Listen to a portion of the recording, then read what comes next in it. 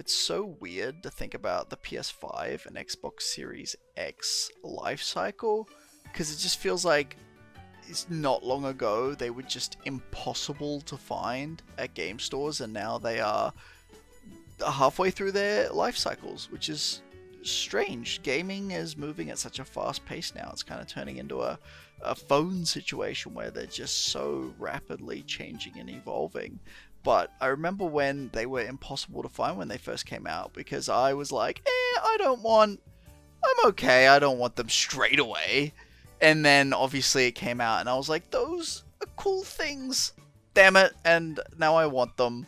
So, I put my name on a list at my local game store, and I waited months and months and months and months, and finally they got some consoles in, but they were all discless, and that's what I ended up with. I got a discless PS5, and I got a discless Xbox Series S.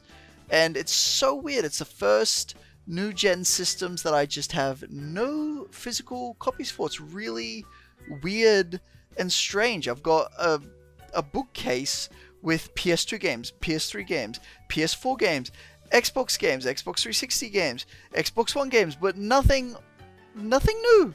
It's just nothing new. It's really weird. It makes the bookshelf feel kind of incomplete, and you wish you kind of just did have physical versions of them. Or at least I feel that way sometimes. But anyway, it's weird. They're just that's kind of the way things have gone for a lot of people. A lot of people got the discless PS5 and the Xbox Series S. A lot of the reasoning for that was because they're cheaper. They are cheaper alternatives, and in a world where things are expensive as hell, cheaper alternatives are great. And that's not to say that a lot of people didn't buy the Series X and the disc PS5, or the disc full PS5, or whatever you call it, but it was just an option, and it kind of makes people think, well, is the next thing going to have discs, or are they going to move in one direction? Well, the Switch 2 kind of answered the question for now, which is the Switch 2 is going to at least be backwards compatible with former cartridges, which means logic would dictate that obviously they're going to have new cartridges for the Switch 2 and the Switch 2 life cycle, which is probably going to be around 8 years, just like the Switch 1. So gaming stores are safe, at least for now. Gaming stores are safe, which is a good thing, especially when it comes to mom and pop shops and the retro stores. Those are absolutely highest priority, what we want to see staying in business. But when it comes to the franchises, when it comes to the big boys, I know there's a lot of mixed feelings about them. I have sort of mixed feelings about them. In Australia, we have EB Games, and they're quite limited in their stock these days, at least my local one is. And they're very heavy-handed with nudging you to maybe subscribe or buy certain things that people, and obviously it's not their fault, they're told to do it. But it's annoying, especially to us introverts. I know that they're not as crazy with the pre-orders, or at least at mine, they're not as crazy with the pre-order stuff anymore, but they are pretty heavy-handed when it comes to that buy 10 pairs of socks, get one free membership. They're pretty, crazy heavy-handed. I've got a wild story for that, but I'm going to save that for later. But they still have really cool deluxe stuff that I like to make sure that I get every so often. Like the Switch is getting a Soul Reavers 1 or 2 deluxe box set, which is going to be super cool. I've already got a Tomb Raider 1 through 3 remaster box, and I really liked that gold case it comes in, and I thought that's really cool.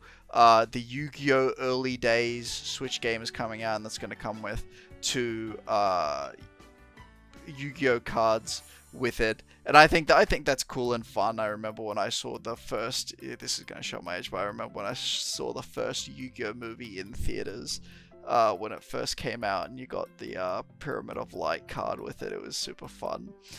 So I think things like that are still fun to get those special box sets and limited edition things. But anyway, they're safe for now. They can rest easy, those very rich board members of GameStop and EB Games, and then they can collapse in their big cushy boardroom chairs knowing we don't have to become glorified merchandise shops just yet. We still have physical media, at least with the Switch 2 life cycle. There'll be Switch 2 cartridges and Switch cartridges, and at least for the rest of the PS5 and Xbox Series X life cycle, they'll have, despite the fact that they're pretty flimsy and empty, they'll still have physical media for their systems as well.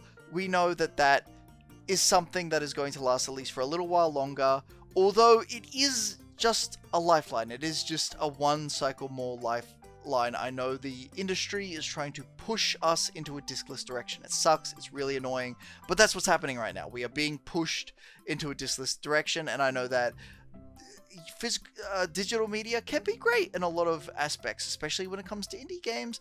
It's a great mode, but I just love me some physical media, and even with my diskless PS5, I'm very frustrated by it, and I love physical media. So it's time for these companies to think about how they can save physical media, in my opinion, how they can recapture that revolutionary Modern Warfare 3 release night feels once again. And I think a lot of that has to do with retro gaming. I think that they should be looking to retro gaming. A lot of that is restricted to online sales, and it's really annoying because, I mean, I've ordered some retro games online and they've come in shocking condition, and sometimes I get some in great condition, but it's annoying that I don't know until it shows up in my mailbox, possibly after a long day of rain, that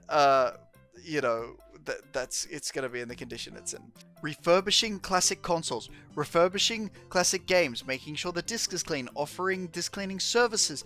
These are things that should be commonplace if these companies want to survive. And of course, I would rather support a mom and pop shop doing these exact same things, but a lot of the time and a lot of places we don't have those. And it's sad because they keep closing down, but a lot of the time they just don't exist. So in order for these companies to stay alive, this is the type of thing they should be considering. And I know that, again, like, this is just throwing maybe a silly idea to the wind, but maybe an industry that starts re-releasing these games for these old consoles might be a fun thing. I know that the PS2 has been shocking when it comes to remasters. Absolutely dreadful. Like, the PS5 store with the retro games on it is pretty grossly slim considering how much we pay for those annual subscriptions with PS2 games. There's so many classic PS2 games that I feel should be